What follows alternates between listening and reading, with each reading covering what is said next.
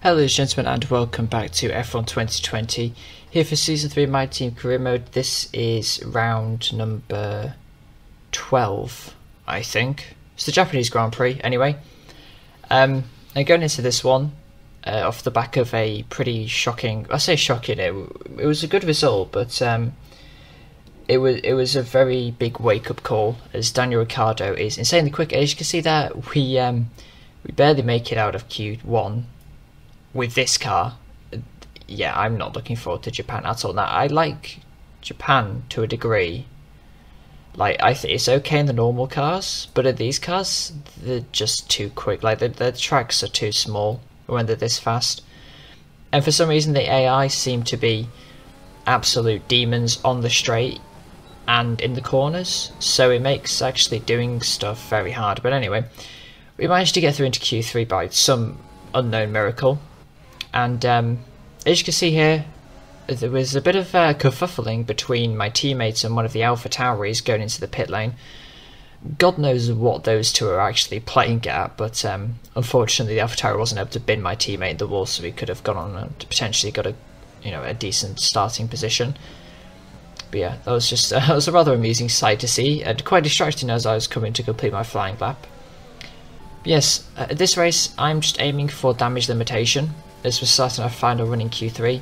As is the same case with Russia, I'm going to be nowhere close to Daniel, and seeing as the championship battle is really hotting up, I've got to be, I've just got to minimise the points. Like, I'm probably going to lose 8 points to him this race, so I've got to make sure it's only 8 points. And if I can, I try and go for fastest lap at the end of the race, but I doubt that'll happen. But anyway, qualifying is over, and Daniel once again has only done one run in Q3, as that seems to be his trait for this entire season, which theoretically should help me out because I will have a fresh set of tyres. The track will be at its fastest in qualifying, but I'm still going to be massively far off Daniel's pace. With our first lap, which I believe is on a used set of softs, we are currently at a 23.9, lingering down in 9th place. Hopefully we're going to improve that and at least get top 5. If I don't get top 5, I'll be pretty disappointed in myself, but honestly I won't be surprised, as I can't remember what setup I'm running, but it's something stupid. Like, you have to run wet weather wings in the dry to be fast in these cars. As you can see, going through the 130 out the second sector split, we're still 2 tenths off of Albon, but hopefully we can make some type in the Casio triangle. See, we get a fantastic exit there. And we're going to improve by nearly 8.5 tenths. We get a purple final sector, and it is P4. So yeah, we gained a lot of time in that final sector. I don't know whether that's just because I had a much better run, or that's just where we're strongest. But yeah, Daniel is 1.3 seconds faster than us. He's 1.1 seconds faster than Valtteri, and whilst our car is insanely quick, it's not 1.1 seconds faster. Like, I don't know, it might be, but it seems a stretch to be like that ridiculously quick. But anyway, we're starting P4. Hopefully we can get at least second, which we should be able to do. Our race pace is considerably stronger. I mean, we're going to get nowhere near Daniel. Like, we probably gain half a tenth maybe during qualifying, during the race, but we're not going to gain near a second. So I'll join you off for the start of the Japanese Grand Prix.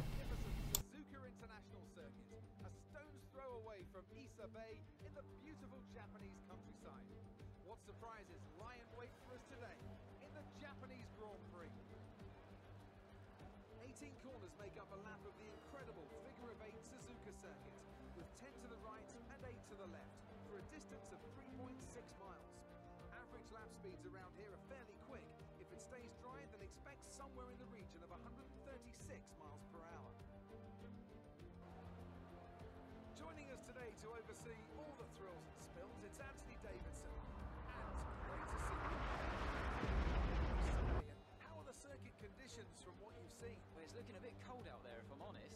These tyres have quite a narrow operating window in terms of the temperatures they need to extract the best grip. So with a cold track surface, it's going to be harder to keep those temperatures up, which will lead to lower grip and maybe more mistakes.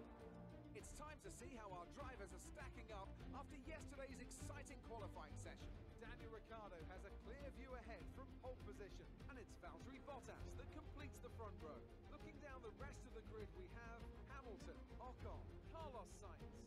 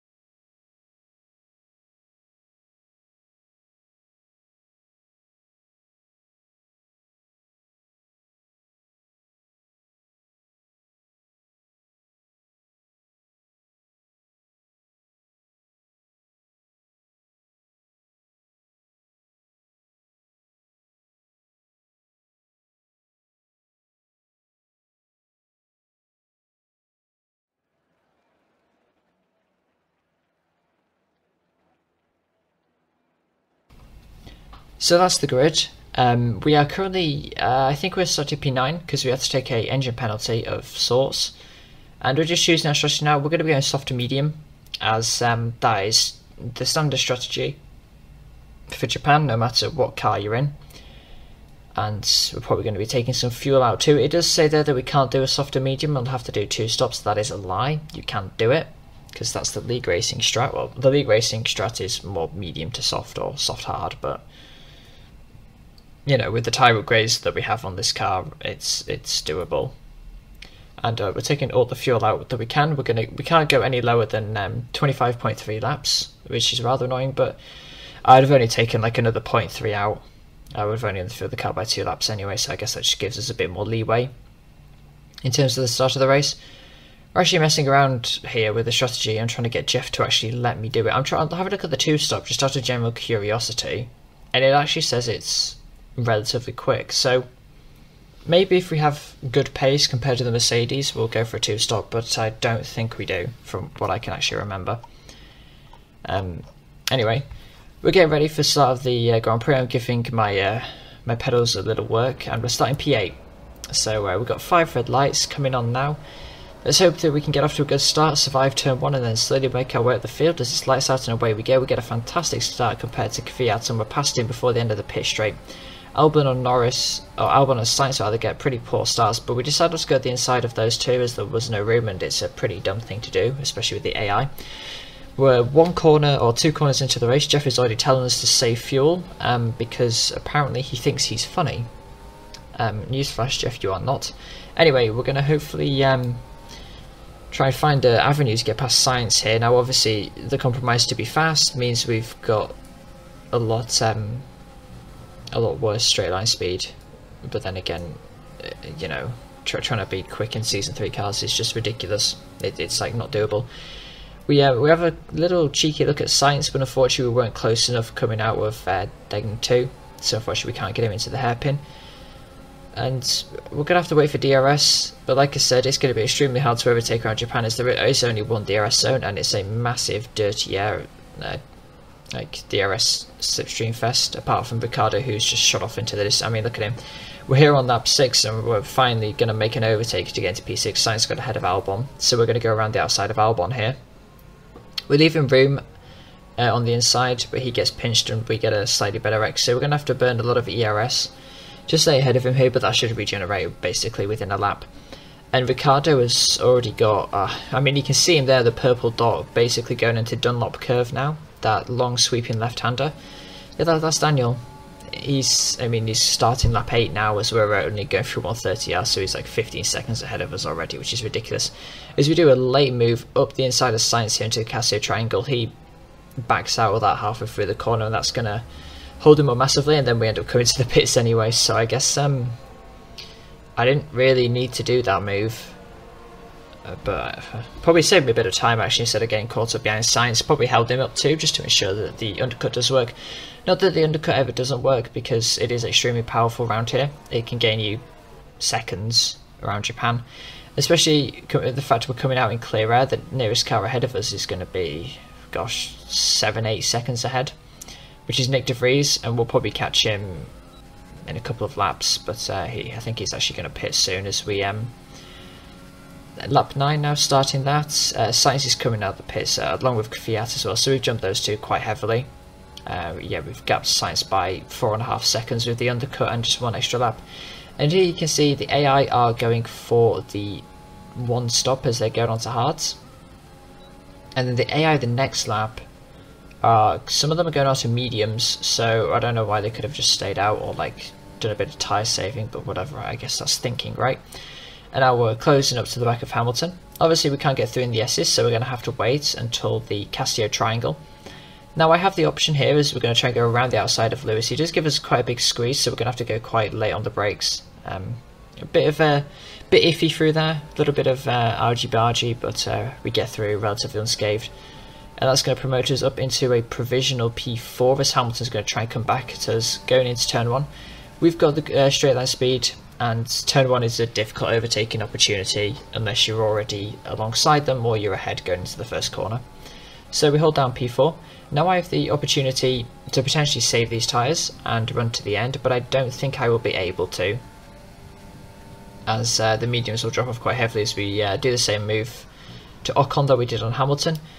And now we're 2 seconds behind Valtteri on the hard tyres, but as we come on to lap 18 now, we only made like half a tenth inroad on Valtteri, so I decided that we need to come and put on a fresh set of soft tyres. Maybe we can make up the difference. It's going to be one almighty task to make up 25 odd seconds, but I mean, you know, anything's possible really. So in we go, 2.9 second stop. Apparently the pit crew didn't get the memo about this being an important pit stop, but anyway. And we're going to re-emerge in position 13. So yeah, we're gonna have to make a lot of overtakes. I should have just gone with the simple one stop. I don't know what I was doing. So I've been making some really dumb strategy decisions around Japan FTR season 2. It was a really dumb idea as we're going around the outside of Verstappen here. Hopefully it leaves us space, puts up a bit more defense than the other people, but we managed to get around the outside of him. Fresh softs, no match for his old hards. Yeah, apparently I just seem to be making dumb strategy calls around Japan constantly. I don't know why. Maybe I need to actually engage like my one remaining brain cell. Daniel Ricciardo sets the fastest lap of the race as we get over the inside of Charles Leclerc at the hairpin, and that promotes up into P11. Lap 20 now. Hopefully we're going to get up the inside of Gasly, or maybe around the outside. Probably the outside is the better bet as he covers the inside. It's a difficult corner to defend for turn 1, because you go to the inside, you give them the more flowing run around the outside, you go to the outside, they can dive up your inside and push you wide. So it's basically damned if you do, damned if you don't, really. And in Gasly's case, he lost the position. As now we're going to dive up the inside of Matsushita, somehow still in that Red Bull seat, which is boggling my mind to unbiblical proportions. But yeah, anyway, he gives us P9, and now Lance Stroll is up next, I believe on the same lap actually. We're going to try and get past him into the Casio triangle. He's going defensive. We're going to try and wiggle our way around the outside. He leaves us just enough room up on the white line, and we get through into P8. So realistically at this point it's looking like P6, which is Sergio Perez, who's a second ahead, or who's 4 seconds ahead rather, is looking like the highest position we're going to get. And now we come on to the start of lap 24, 4 laps remaining in this race. We get up the inside of Lando Norris, and that's P7. So currently at this point we are losing 21 points to Daniel Ricciardo in the championship. Hopefully once we overtake Stroll, Perez rather, who I believe is going to be our last overtake, 6 seconds to Albon ahead. I don't think we're going to be able to get that. P6 will get us 8 points, and that will mean that we only lose 16, because Ricciardo is going to get 25 plus fastest lap, which is an extra 1 point. So yeah, yes, 16 points. This is why I stopped doing maths. Anyway, yeah, that was the race. Honestly, there's really not much to say from Japan. I could have probably got P2 if I'd have done the right strategy, but I messed up. Like, this is totally on me. And this is probably going to put us in a serious predicament with the championship. But anyway, we'll assess that damage when we come to it.